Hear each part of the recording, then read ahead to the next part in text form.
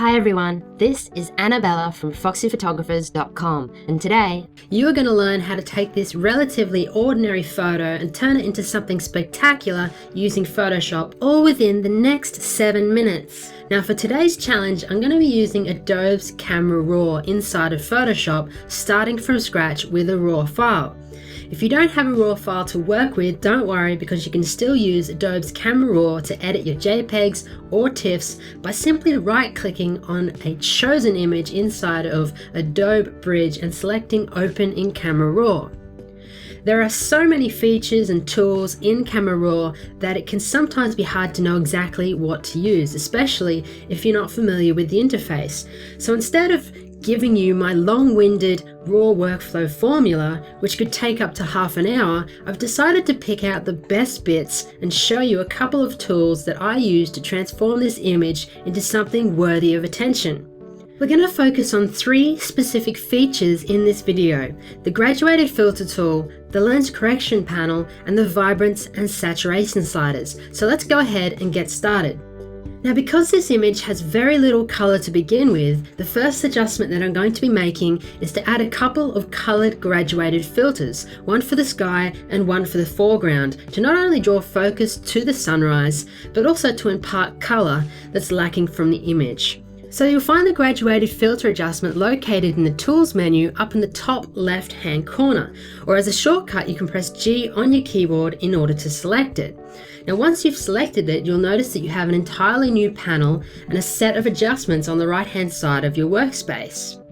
Now if this is your first time using the graduated filter, you need to at least make sure that you adjust one of these sliders in order to actually add a graduated filter. Otherwise you'll get an error message like this saying that you can't actually apply the graduated filter because you haven't made any local adjustments. So what I'm going to do first is I'm going to quickly go to brightness and I'm going to dial in 1. Then I'm going to proceed to the top of my image and I'm going to drag a graduated filter right down to the bottom here, and I'll do my best in order to try and get it parallel with the image. Now once I've done that, what I'm going to do is I'm going to make a couple of adjustments. So I'm going to proceed to actually go ahead and make some adjustments to the brightness. So in this case, I'm actually going to reduce that to say minus 150. And then what I'm going to do is essentially go into the color setting here by clicking on this little box, and then you'll actually get a color picker that'll appear. Now what I'm going to do is essentially choose a color hue. So in this example, I'm going to go for something say around 300, maybe 298, and I'm going to add a little bit of saturation, say about 50. So as you can see, just by adding that saturation, we've now got a bit of color in the sky, which is starting to look really good. So next, I'm going to do the reverse and add a graduated filter starting from the bottom and working my way to the top of the image with the intention of darkening the foreground. So let's now proceed with a new graduated filter, and I'll just start down here and we'll drag that all the way to the top of the image. And I'll keep that as parallel as possible. And I might just quickly make a slight adjustment to the bottom here. As you can see there, it's already applied the same adjustments that I applied to the last graduated filter. So let's go ahead and reduce the brightness value, which is currently sitting at minus 150. So I'm going to drop that to about half that amount. So we're looking at about minus 75. And then in order to actually emphasize the trees in the foreground and actually create that sort of silhouette effect, I'm going to add a really high contrast value. So I'm going to add about 100 in order to achieve that.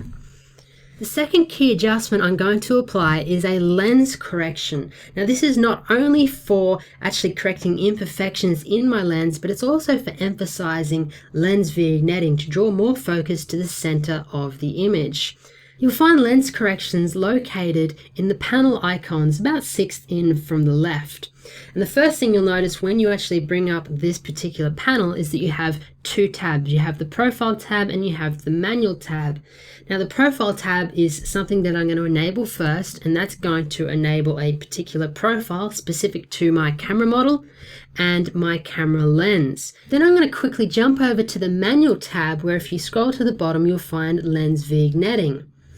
By adjusting the amount slider to minus 100 and then adjusting the midpoint slider to about 25, I'm drawing even more attention to the highlights of the sunrise. Now the third and final key adjustment is to fine-tune the color and saturation settings of the image. So first, in the basic panel, I'm going to add about 50 units of saturation to give this image a little bit of life. I'm also going to enhance the lower saturated colors by adjusting the Vibrance slider. So I'm going to add a few units just to sort of give this image a little bit of kick. Something around maybe 25 should do. Now, if the color relationships in your image don't quite look right, you can refine them by going to your HSL or Hue, Saturation and Luminance panel and actually targeting specific colors. In this example, I'm going to reduce the orange and yellow hue sliders to produce a richer sunrise without affecting the cooler hues. So I'm just going to drop them back maybe about 20-25 units. And also do the yellow here as well. And that's got a much richer appearance to it than what it had previously. Now, although I wasn't able to include my entire raw workflow in this video, I think you would agree that the results achieved from 3 small changes are impressive to say the least.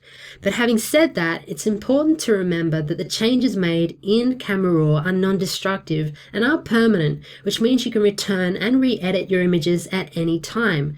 So really aim to make as many corrections as possible inside of Camera Raw prior to opening your images in Photoshop. If you approach RAW conversions with this in mind, you'll extract and preserve an image of the highest quality. Thank you so much for watching, and I'll catch you next time.